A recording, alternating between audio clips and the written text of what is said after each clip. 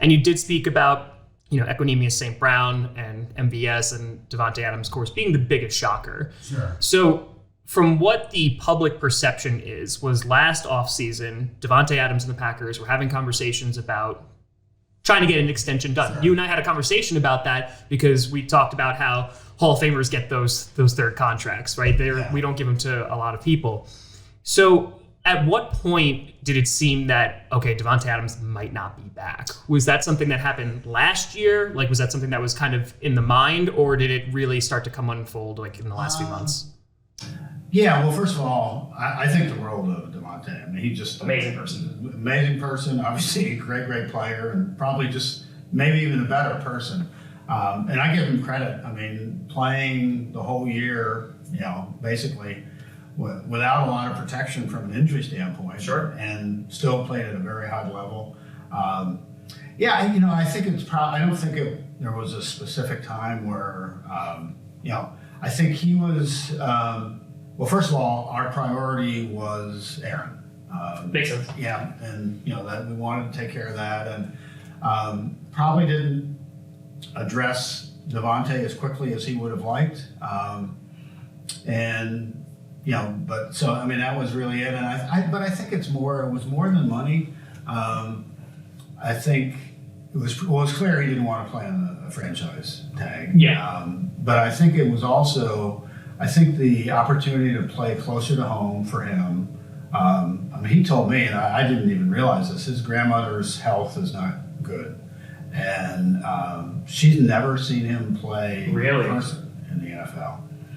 And so, Vegas is not in California, but it's pretty darn close. Sure.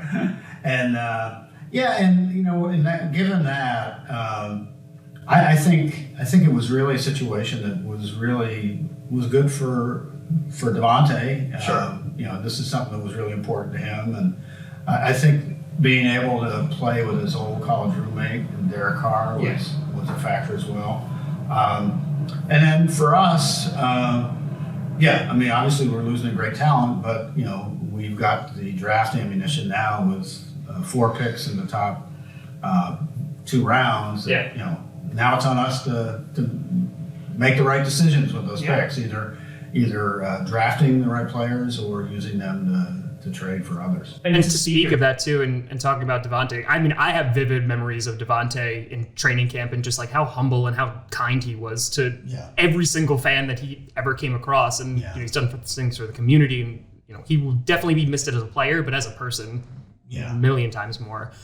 I think that you look at how Davante's career is panned out. I mean, there were people after his second season who were calling for him to be cut. Yeah.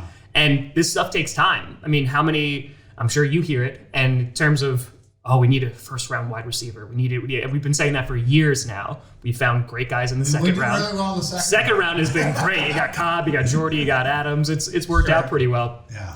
And I think there's something to speak of that for the guys that we do have on the team. There is still time for them to develop. Sure. But as you're saying, we do need to go out and we need to get talent, whether that's going to be in free agency or whether that's going to be in the draft. Yeah. Well, and you're right. We've got, Amari Rodgers.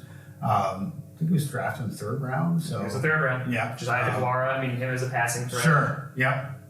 And, people, obviously you mentioned our running backs, but they're also really factoring in the passing game. I mean, Aaron Jones is incredible. Yes. Yeah. Yes. And, actually, I've been really impressed. Turns out A.J. Dillon can catch. Yes. Oh, it's so crazy. It's coming out of the draft. They said he couldn't. DC never threw the ball to him. They just handed it to him. But, they're both skilled. And, to have 2 backs with that kind of running and pass catching ability is pretty rare. Well, to just highlight on that in Matt LaFleur's offense, too, you saw in the 49ers game, there was a lot of times it was forced to Davante, in which because he is the best receiver that was on the team at the time. Sure. And it was try to best in the league. Yeah. Top 2, but not 2. And trying to get him the ball to make a play.